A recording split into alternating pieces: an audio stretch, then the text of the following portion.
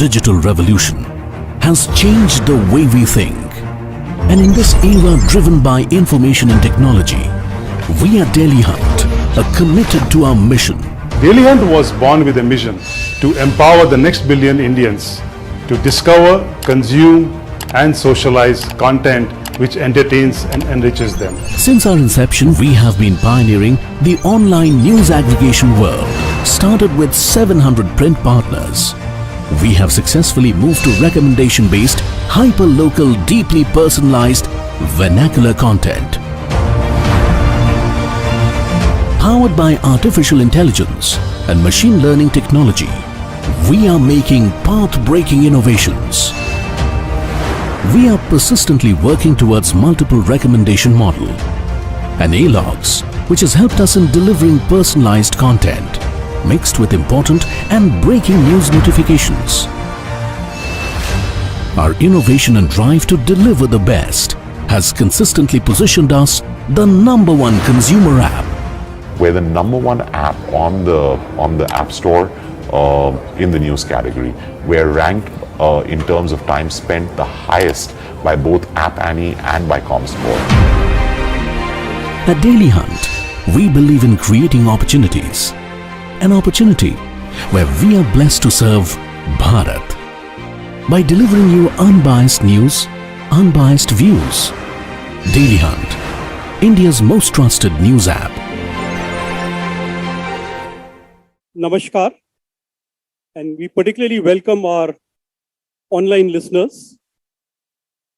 Welcome to the 15th edition of the Jaipur Literature Festival, protected by Dettol Banega Swasth India at the Bank of Baroda Mughal tent. We are delighted to introduce Into the Wild, Mother Earth. The session is presented by the Daily Hunt. Efforts have been made to shift interactions with nature away from conflict and towards something more restorative. Award-winning British poet, novelist, and non-fiction author Ruth Padel combines natural history and travel writing in Tigers in Red Weather, a quest for the last wild tigers on tiger conservation in India, especially and marking the tigers as an umbrella species. Award-winning wildlife conservationist Neha Sinha's recent book, Wild and Willful, examines 15 iconic Indian species in need of conservation. The wildlife conservationist and author seeks the resolution of the human-animal conflict by way of local solutions, reconciliation, and conquering the fears of the unknown, usually harmless and occasionally dangerous. A panel on the power of Mother Earth in life, literature, and healing in conversation with Vandana Singh Lal. This session actually connects very well with the previous one in its own way. Ruth is an award-winning British poet, professor of poetry at King's College London, fellow of the Royal Society of Literature, author of 12 poetry collections, 2 books on wildlife, and 2 novels. Her latest novel is set on the Greek island of Crete, where she lived on and off since she was 20. Neha is a conservation biologist, author, and columnist. Her critically acclaimed first book, Wild and Willful, tells the story of 15 of India's most iconic wildlife species. She heads conservation and policy at the Bombay Natural History Society and is a leading commentator on environment, writing for Hindustan Times, The Hindu, Bloomberg, Quint, Telegraph, and others. She is the 2017 recipient of the Wildlife Service Award by the Sanctuary Asia Foundation. Vanna is a forester and a writer, while living, observing, and trying to align the world inside her head with the real world around her. Singh, in the words of D. Lillo, grew into the novelhood. Her debut novel, So All Is Peace, was published by Penguin Random House in December 2019. Over to you. So how we are planning the session with readings by both the authors, so you get a sense of what they write, how they write. A number of you would have read their works, but some of you may not have. So I think we'll start with Ruth. She is going to read a passage from Tigers in the Wild. Oh, she's going to read a passage from a book called Where the Serpent Lives. And will you like to talk a little bit about it before you start reading? Yes, good morning. It's lovely to see you all on this sunny Sunday morning and to be in the presence of these two amazing women, both of them trained in forest management, which I am not, and they have their own stories, which I'm looking forward to hearing. I wrote the book about tigers more than 20 years ago now, at a time when tigers were more endangered than they are now. There were much fewer tigers in India than there are now. But after that, I wrote a novel about with heroes who are king cobra specialists, herpetologists in the wild. And so this is the beginning. This hero is called Richard. It's complicated for him because he is British and he's a British scientist working in an Indian forest. So the relations with wild animals are one thing, but the relations with people are much more complicated. But he is trying to measure the humidity and temperature of the eggs of a king cobra. She has left the nest temporarily in order to have a drink of water. The eggs were soft, like tennis balls. There were no leeches, but a few mites. But the mother had looked all right, shiny, not anemic. 90%. Brilliant. Well done, young mum. Now, hurry home. Then he heard a rustle. Oh, God, was she back already? No, that was just a tree shrew staring from a branch, but it was definitely time to go. He began slowly to straighten, but above him came a low, roary growl. And he froze. He was one of the few people in the world who knew what that growl was. King cobras do not hiss like other snakes. They expel air through holes in their trachea. Now he saw the hood towering above him. Her golden throat, black-edged, was 2 feet from his nose. She must have been rearing up to see over the bushes, and he'd alarmed her by standing up himself. In that electric moment, when human meets king cobra eye to eye, each is liable to confuse the other's motive. Keep still, he thought, be very still. He knew the biology all too well. She could force into his tissues 0.7 milliliters of citron-tinged venom, enough to kill 1 elephant or 20 people. Running was hopeless. He would still be in her range 6 feet away, and she could charge amazingly fast. No eye contact. Let her gaze. She would do what she decided. The forest was utterly still, but for the thud of his still healthy heart. The leech wriggling over his shoe might be surprised in a minute by what was happening to the blood it was so keen to reach. Every snake venom is a unique cocktail of enzymes, polypeptides, and glycoproteins. I love all those words. Glycoproteins, I'll say it again, which act on different systems of the body, nerves, breath, muscles, and blood.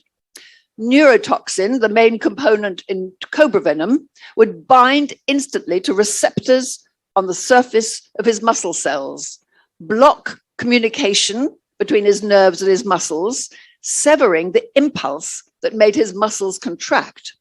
Meanwhile, tissue around the bite would swell and necrotize. Hemorrhagin would crumble his capillaries, and his own blood would treacherously circulate to the rest of his body, the proteins causing all this havoc. The park did not stock king cobra antivenom, which was only made in Thailand. Anyway, he would never reach the guard post. Within minutes, those neurotoxins would stun his nervous system and slow his breathing. Paralysis would follow, as the textbook said, very fast. Looking down at his feet, like a boy confessing to a broken rule, he stood immobile for what seemed a very long time. He concentrated, as only a scientist or a poet can, on precise names for the leaves he was looking at. He felt her eyes upon him. He was in the hands of the living God, of neurosynapses in a reptile brain. When he looked up, she was gone. That was lovely. Neha, Over would to you you. like to read something from your book before we begin our conversation? That was so beautiful, Ruth. I have goosebumps. So I'm reading from Wild and Willful, which tells you the story of 15 wild animals in India. And this is the story of Ganga, who is a mother elephant in a herd in West Bengal. In a particular tea estate called Gangaram in the south of Siliguri, in the state of West Bengal, a herd of elephants arrived. In that herd, Avijan noticed a mother and her calf. As the years passed, he found the herd repeatedly in Gangaram tea estate. There was no food there to be found, but it formed part of their route for their relentless search for food. Avijan decided then that the female was his favorite. He memorized her face. He named her Ganga after the tea estate. He noticed she had a tumor above her left ear, one that would now be an identifying marker. He watched Ganga Elephant as she took care of her young calf. He realized then that she was also taking care of the other calves in the herd of 13 elephants. His field notes from the lives of the elephants reveal their deep intimacies with each other. Ganga was an affectionate mother, but she was also a mother for all.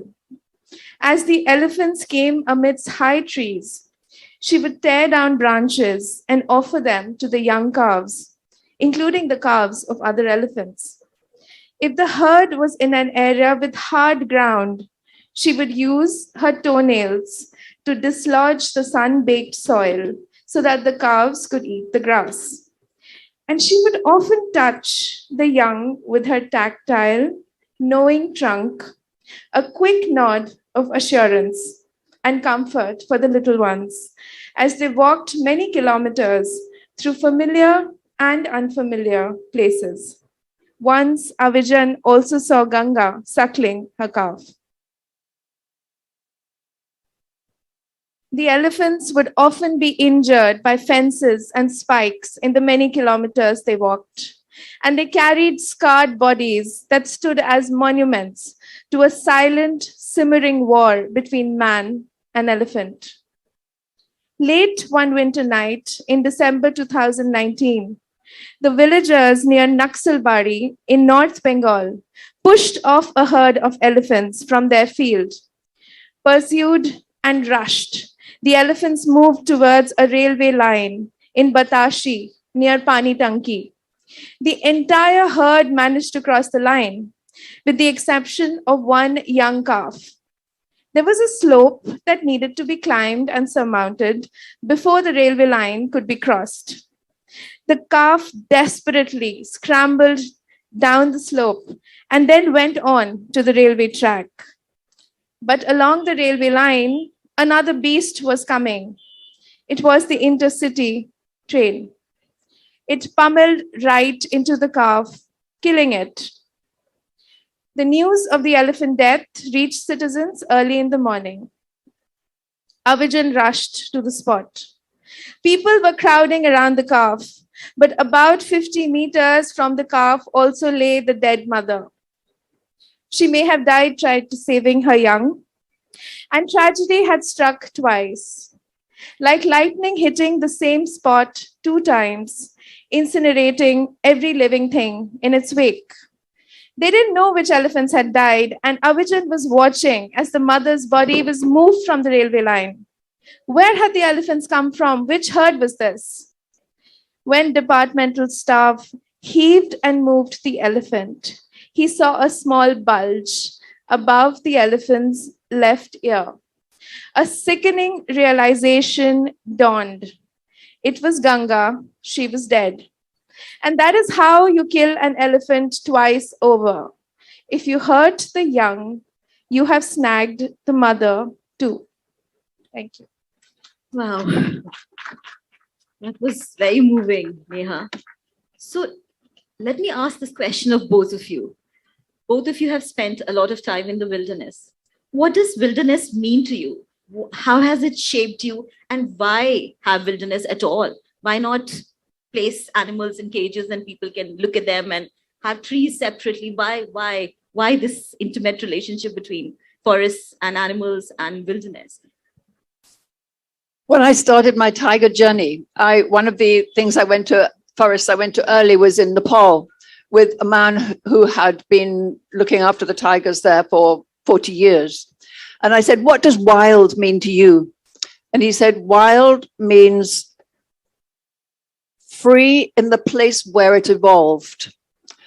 And I was on the trail for tigers, and I understood that the place where it evolved, the tiger belongs to the forest belongs to the tiger. That's what happens in the Mahabharata. You said, do not take the tiger out of the forest. The forest belongs to the tiger is the guardian of the forest. They belong together. And I think that's one of the things that a forest, above all, there are so many different ecosystems in India and across the world, but the forest is the one that I am closest to and know most about. And of course, that's one of the most important ones for India. The forest is the home of the wild animals, and we are guests in it. And that's what the wilderness means to me. It's the animals' home. And it's one of the reasons that I loved the Jungle Book when I was very young, is that it's the animals' home, and we are there as guests to learn. I was just at the Raga session just before, I don't know anybody else's, and one of the wonderful singers says, the learning never stops. And that is also true about wilderness. The learning never stops. Lovely. Yeah. I like places that are not arranged by people. And Wild and Willful, the title actually comes from the idea that there could be willfulness and agency of the wild animal. And there have to be places on earth where wild animals have that agency, where Ganga can be a mother to her calf and not get killed by a railway line, or where you can have a porcupine living peacefully, or a king cobra, as Ruth spoke about, being able to leave its nest and not, get killed or poached. And as a woman as well, I feel often afraid or hesitant to be around many people that I don't know. So when I go for my field work, it's never the jungle that's frightening. It's never my field site that's frightening. It's always the long journey, meeting people. It's a hostile country for young women. So to be able to be in a place where man is not the Lord is very important for, I think, all our human spirits. But perhaps you feel it a bit more as a woman, because the thing to be afraid of in the forest is that you don't walk over a snake, or you don't disturb an elephant herd when it's drinking water. If you keep the boundary, they respect you. And I don't think people always respect boundaries. So it's an inalienable part of being a human being, to have places we can go to which we haven't made, which have made themselves and have willful and wild processes. But also, I'd just like to add, the question behind your question, as it were, wilderness is the heart of the planet. Wilderness is how the planet was before the Anthropocene, before people got at it. And we, in a utilitarian way, we need it to survive. We need the forests to survive, for the water, for the air, and for the earth. And so those patches of small patches of wilderness left in the earth are actually the planet going on doing its work. Yes, I think I completely agree with that. Let's talk about your writing. So your book, Ruth, you wrote it during a difficult period of your relationship. And, your relationship and your own emotions are infused into the story of the tiger. And your book was written during the pandemic. So it was a difficult time for everybody. And I'm sure it must have been really difficult for you, who is so used to being in the wild and being outside and to be confined to this space. So did your writing help you process, your emotions and help you deal better with what was happening around you? Or was it like you had this time so you could write and that's why you wrote? Or was it because, you needed this escape into the wild, at least inside your head? Thank you. That's a great question. I actually find writing quite difficult. It's really not cathartic for me. And in this book particularly, I didn't want to give any easy answers. I don't want the reader to feel catharsis that you've read this book and everything is fine. Now you know 5 more facts about the elephant or the cobra or the tiger. So I think my mental space during the pandemic mirrored some of the grief in this book, because it's not a depressive book, but it's definitely a book that tries to understand the complexity of the world, which obviously has its inherent grief in it. And it was written in 2020, which was the first wave, and we didn't know what COVID was. And it was almost a self-fulfilling prophecy because we thought the world was ending. And this is not a gloom and doom book, but it also has a lot of passages on what we're doing wrong and what we can do right. So at that time, everybody was talking about when COVID is over, we will be better. We will be better towards the earth, towards Mother Earth, and we will notice the bird outside our window. And I don't know if it's an opportunity that's gone. It was very difficult to write this book. And also I have a day job. So it's kind of like a 2 a.m. book. Like everything was written at 1 a.m. and 2 a.m. But I'm happy that it came at the time that it did, because even though we didn't have the book launches, etc., I think people today are thinking about the wild, about the thing outside the window, about our place in this world, because we are so fallible after getting COVID, after seeing our loved ones suffer a disease that wasn't even a thing a couple of years ago. And that concern, if that can be distilled into any kind of awareness or consciousness, that would be the book's job done. So I started my tiger research after ending a long relationship, and it was very painful. So I somehow, the tiger is the great solitary. It's goes through the forest alone. I mean, in fact, mother tigers bring up tiger cubs. So quite often you will see a tiger 2 or 3 together, and that will probably be a mother with two grown-up cubs. She has to look after it. But the image of the tiger is the great solitary. And it was a wonderful gift to me, because I went through Asia. It was still the time when you got large advances. And Bal Miktapa said to me, probably nobody else will be able to do this, go through all the tiger countries and see the traces of the tiger. And he loaded that responsibility onto me, I mean, rightly. And then he made me go back to all the forest conservators in the different countries and ask about the system of the forest management, which was really important.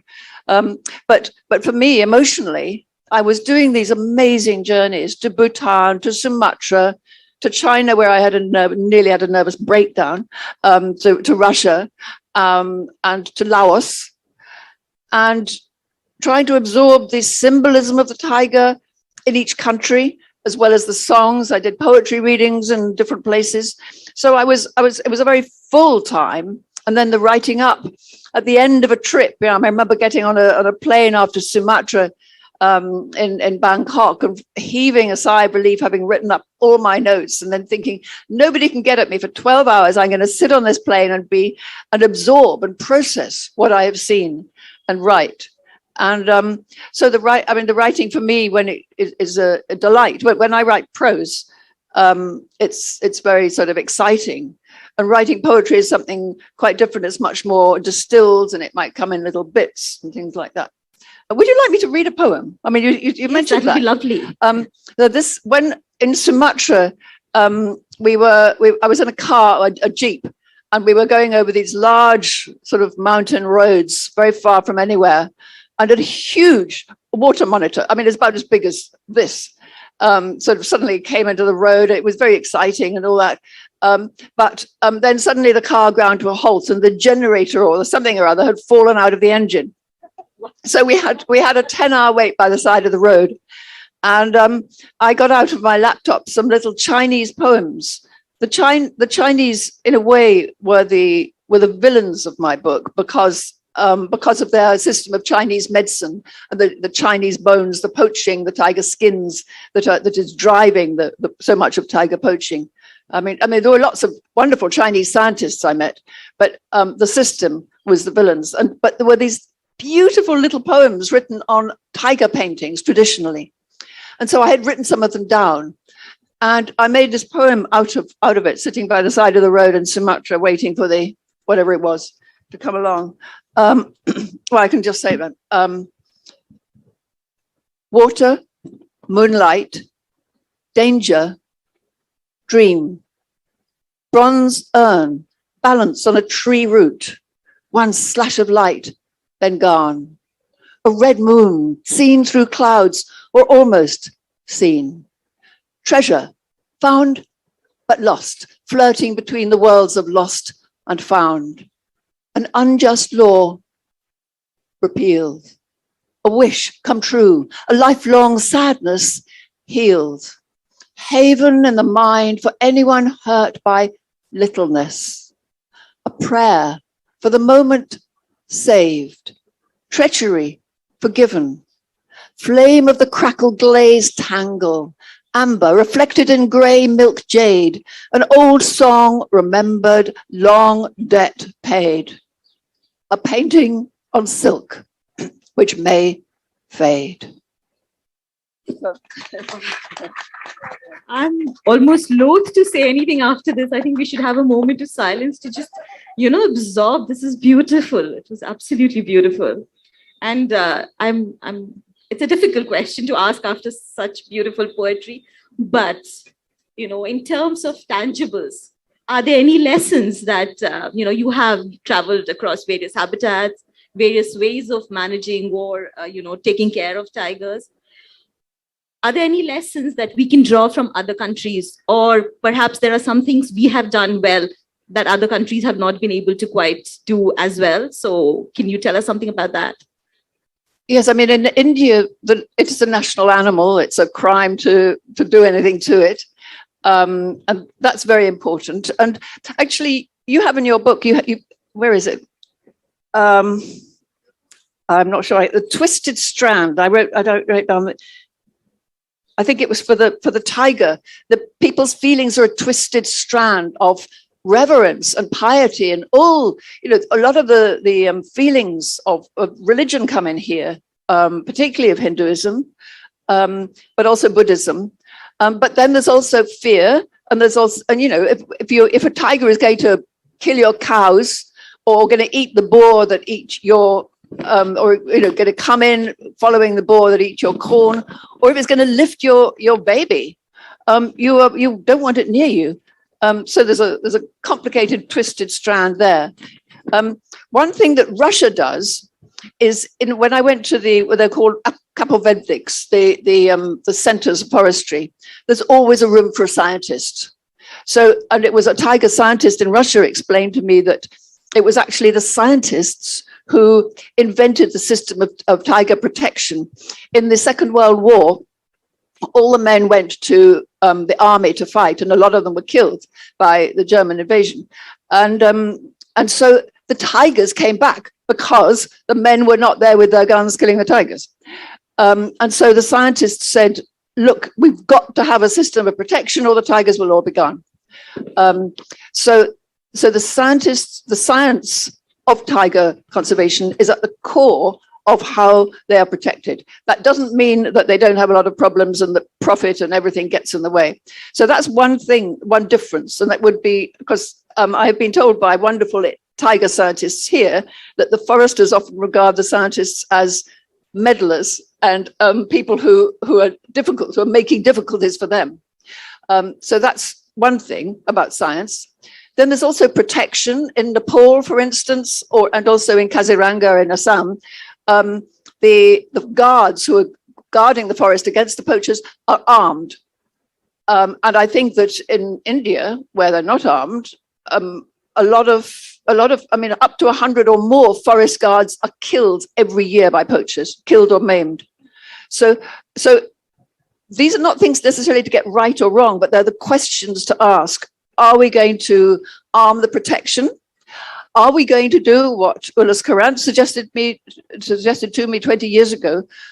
What about the tribal people who naturally live in the forest, whose home it is? Could we enlist their help to get them to be the protectors of the forest in a more gentle and informed way, rather than imposing it with guns? But above all, the question is, how do the people who live alongside these wild animals, how do we help them to live there? Because those are the people who are most harmed by them. It's very interesting, actually. I talked about wild tigers in North Scotland, in a place where there were some tigers in a zoo. And a lot of people came and we talked about tigers, and I gave my talk. But within 5 minutes of the questions, we were talking about badgers, because badgers are the problem there. The badgers eat their chickens. And so it's the same problem everywhere. It's the animal that could harm you or your family that is the problem. But yeah, that's interesting. And different countries, different problems, different animals.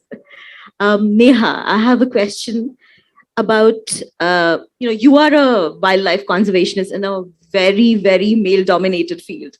I mean, women protect and build a nest and protect, do a lot of work, but very few women are allowed to make decisions about the wild or about conservation. In fact, a section of your book talks about how you went to the forest, to the forest villages, and you had really had a lot of difficulty in trying to access the women folks who live there. And when you actually spoke with one of them, she said this was the first time somebody had asked her about her opinions about tiger conservation, which I thought was very interesting. So tell us more about your experiences. Thank you. It's not that she said it's the first time I'm asked about tigers. She said it's the first time anyone's asked me a question, asking me my opinion.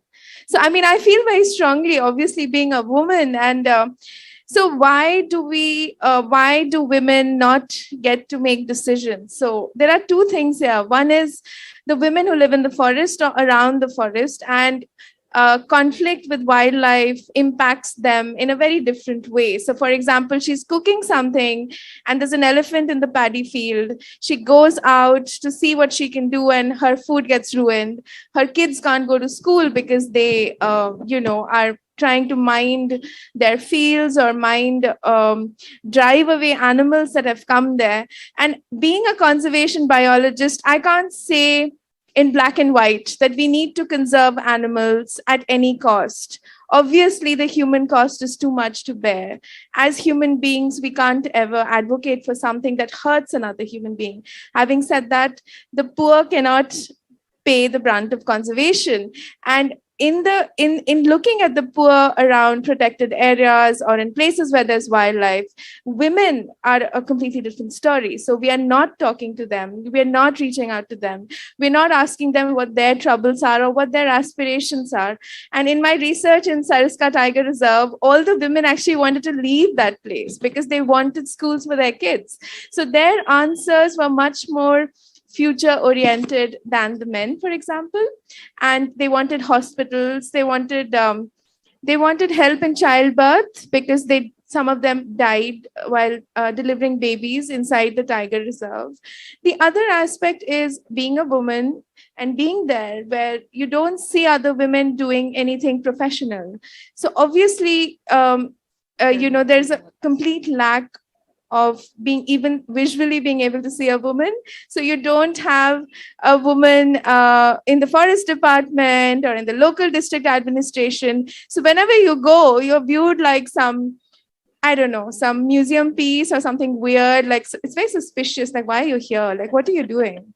Why are you're going to get tanned in the sun? Don't go there, But we need more women in making decisions for other women. So there are no sanitary pads in the forests. I mean, women live there, okay? And there is no access to neonatal, any facilities after a baby is born. So do we want to keep people like that? Do we romanticize them so much that we don't want them to have that facility? Or do we talk to them, figure it out along with what they want to figure out a conservation a way ahead?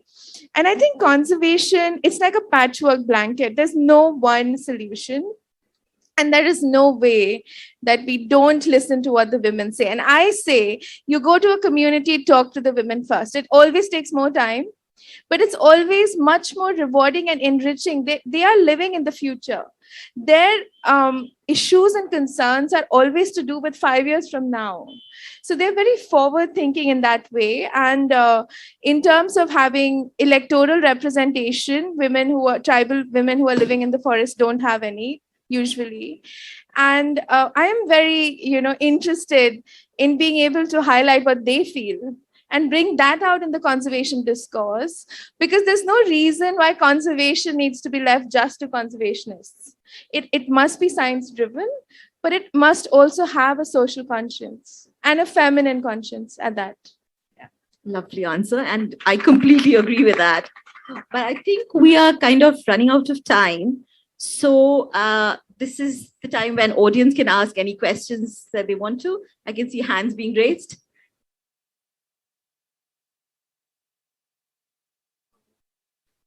Good morning to the whole panel, and thank you so much for this seminar, because this was something that we usually don't think of in our daily life, and having to get this discussion in front of us was a big deal today.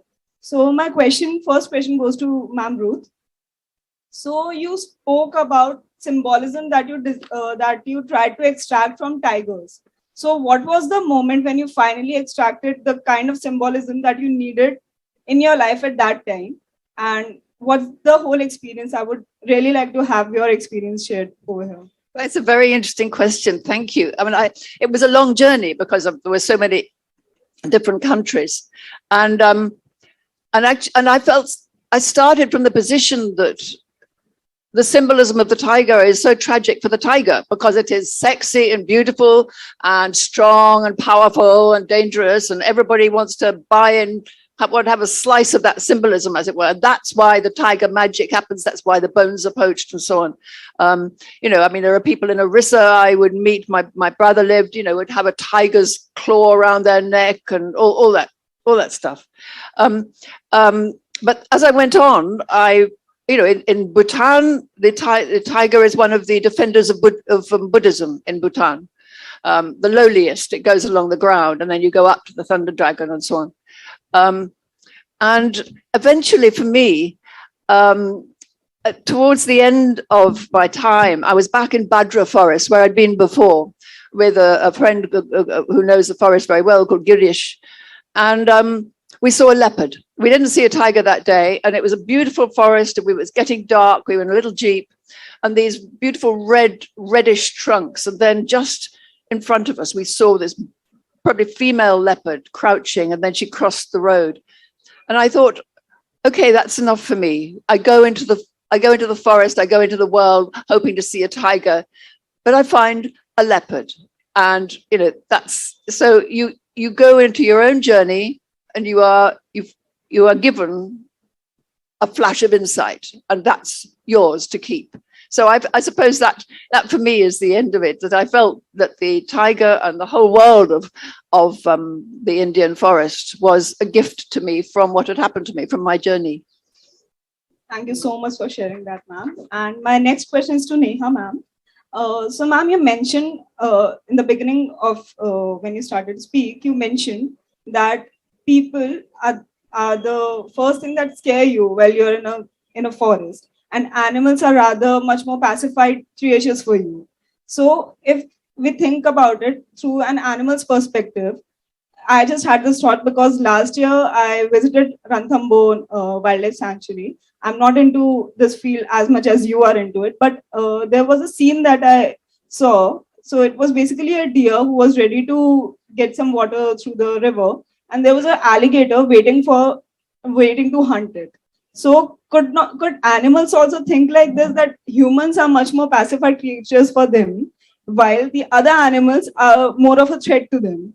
So what do you have to say about it? I just had this thought in my mind.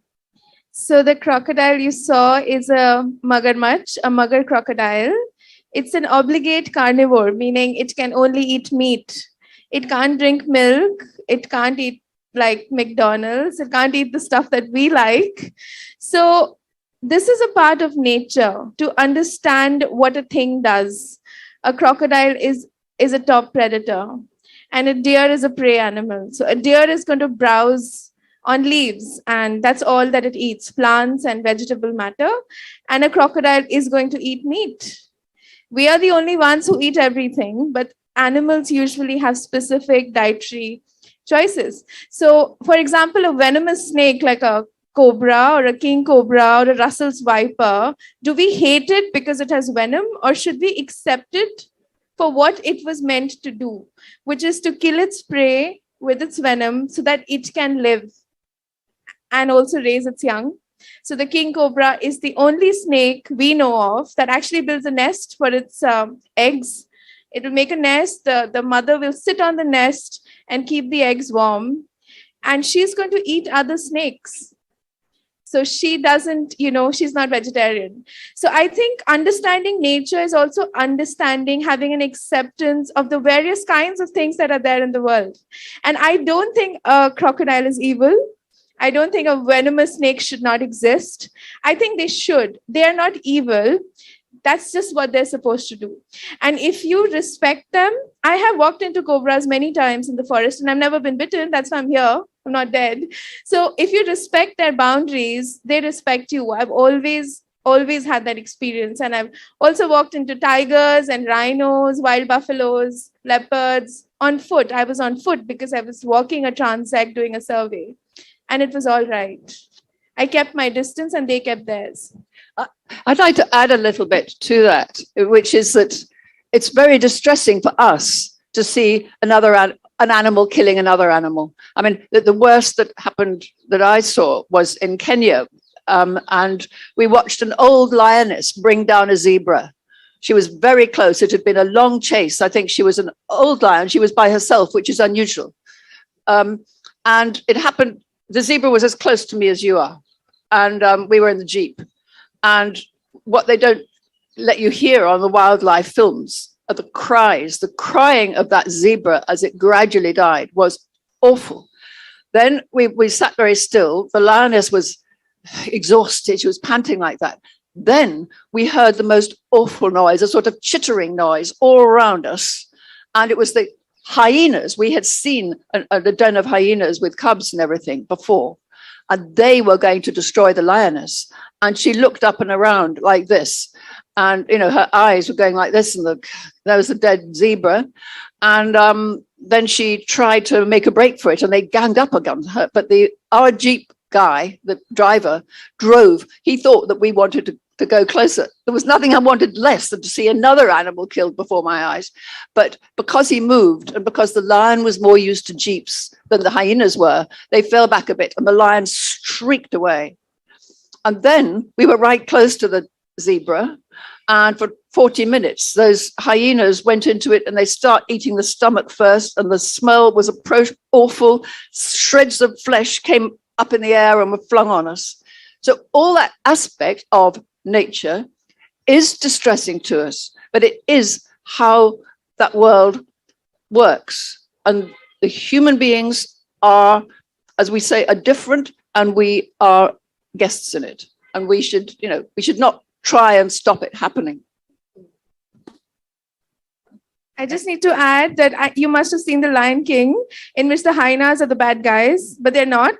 That's just a Disney film. The hyenas are scavengers and they have to eat other animals. It's all right. It's all right for the hyenas to eat. They need to eat too. Do we have any more? Oh, we have a few more questions. There's a lady here. Good morning. Good afternoon, actually. I want to ask something. We always talk about development, right? Development is, as you said, the women want schools, they want hospitals, but there is that dialogue which is always very difficult. What does development mean? If I look back in my own life, the nature cures which my grandmother knew and my mother knows, I don't know because I take a pill whenever I feel sick. Somewhere along the line, we lose all that.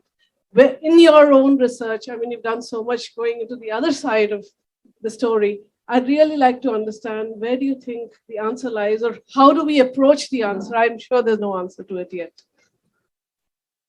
I think development must take many people along.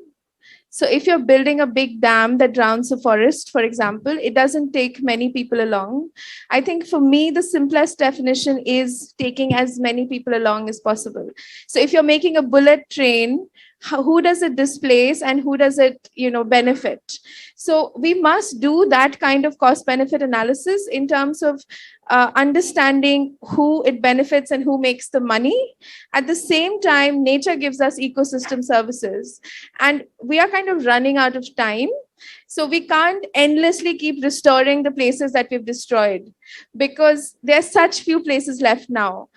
I would say we need to do environment impact assessments of every project, every large project, but also do social impact assessments that look at whether people get displaced, because they say in India that someone must pay the price for development. This is a very common phrase that policymakers often use.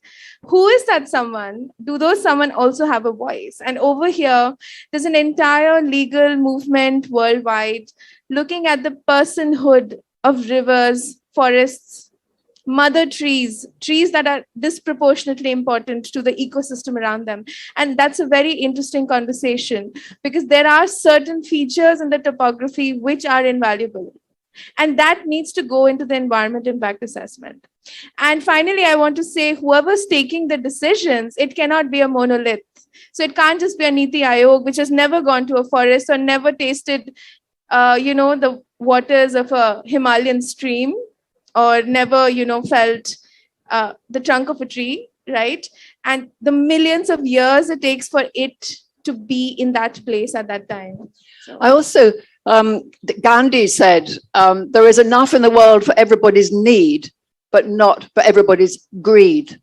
And there's the war in Ukraine at the moment, and for Europeans, it is a question of how much do we rely on Russia's gas and oil, and should we be relying on it anyway? Bringing up this terrible war is bringing up the whole question of energy. What is the cost of our dependence on fossil fuels is a huge question. And you're absolutely right. I mean, development is the most loaded word in the language, and perhaps development is not always going forward. I think we've run out of time. I'm so sorry. You can ask them questions outside, I think. By the book signing, I'm going to. Yes, we'll be signing books. Yes. Signing books on the left. This is Neha's book here, yes. Wild and Willful. Neha's book. This is Ruth's book. And there's another book. So thank you so much, Ruth Padel, Neha Sinha, and Vandana Singh Lal. This session was presented by Daily Hunt. And all three of them will be signing their books right here by the book signing. Grab your copies and they'll be right there. Digital revolution has changed the way we think. And in this era driven by information and technology, we at Daily Hunt are committed to our mission. Daily Hunt was born with a mission to empower the next billion Indians to discover, consume, and socialize content which entertains and enriches them. Since our inception, we have been pioneering the online news aggregation world. Started with 700 print partners. we have successfully moved to recommendation-based, hyper-local, deeply personalized, vernacular content. Powered by artificial intelligence and machine learning technology, we are making path-breaking innovations. We are persistently working towards multiple recommendation model and A-logs, which has helped us in delivering personalized content mixed with important and breaking news notifications. Our innovation and drive to deliver the best has consistently positioned us the #1 consumer app. We're the #1 app on the App Store in the news category. We're ranked in terms of time spent the highest by both App Annie and by ComScore. At Daily Hunt, we believe in creating opportunities. An opportunity where we are blessed to serve Bharat by delivering you unbiased news, unbiased views. Daily Hunt, India's most trusted news app.